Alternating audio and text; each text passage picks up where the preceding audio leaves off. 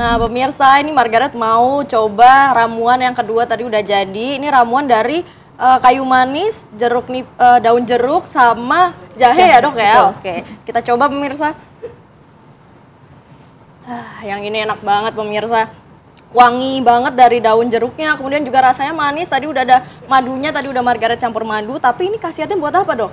Ya jadi itu untuk mengatasi batuk, untuk mengatasi pusing, pegelinu ya pada saat kondisi badan lagi flu. Oke, berarti ini nyambung sama fakta atau mitos nih dok. Fakta mitos, air rebusan dari daun jeruk, kayu manis dan juga jahe itu bisa meringankan ataupun meredakan sakit kepala, flu dan batuk. Iya itu fakta. Tapi tadi kita juga tidak direbus ya, itu cukup diseduh. Oke. Diseduh berarti juga. Tidak harus direbus ya dok ya, ini cukup cukup diseduh. Ramuan yang kedua hanya diseduh dengan air hangat. Ini satu hari bisa kita minum berapa kali dok? Kalau misalnya sakit kepala banget gitu? Itu dapat dikonsumsi sehari 2 kali ya, pagi dan sore. Oke, tadi hanya kayu manis, daun jeruk sama jahe. Kalau ditambah ramuan lain ada nggak dok? Boleh jadi sebaiknya itu ya, karena memang kalau kita membuat ramuan herbal tentunya yang sudah teruji secara baik empiris ataupun klinis. Jadi memang ramuan yang sudah dihidangkan di sini yaitu ramuan yang sudah teruji secara klinis. Jadi memang secara empiris, mohon maaf. Jadi memang panduannya ya seperti itu. Gitu. Oke, tapi kalau kandungan ini dok aman nggak buat lambung? Jadi memang jahe pada orang-orang tertentu yang memiliki sensitivitas terhadap lambungnya gitu ya, seperti gastritis memang satu tidak disarankan atau kalaupun mau mengkonsumsinya setelah makan.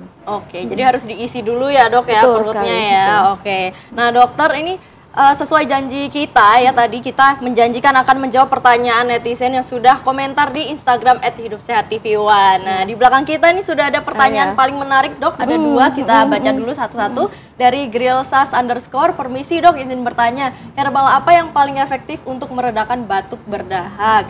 Yang kedua ada dia Saraswati 79, assalamualaikum.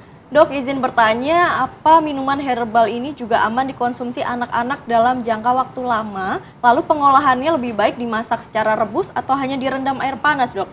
Boleh dok dijawab dok ini? Iya, jadi herbal apa yang paling efektif ya, sebetulnya kombinasi dari seperti tadi jahe, kunyit, kemudian serai dan sambiloto itu memang bagus untuk mengatasi batuk berdahak, pegelinu ya, kondisi-kondisi tubuh flu gitu, itu bagus sekali gitu ya. Kemudian yang pertanyaan kedua, apakah boleh dikonsumsi dengan untuk anak-anak? Pada prinsipnya untuk madu itu dikonsumsi pada anak di atas 1 tahun ya, tidak boleh di bawah 1 tahun. Kemudian ramuan herbal memang yang disarankan adalah saat setelah anak lebih dari usia 2 tahun gitu. Apakah bisa lama dikonsumsinya herbal itu? Jadi pada prinsipnya herbal itu kan prinsipnya adalah keseimbangan. Tubuh kita tuh kalau sakit kondisi tidak seimbang. Tetapi kalau sudah sehat badannya itu tidak perlu setiap hari dikonsumsi. Artinya bisa 3 sampai 5 kali dalam seminggu gitu ya. Nah, jadi untuk setelah itu diikuti dengan pola hidup yang sehat gitu.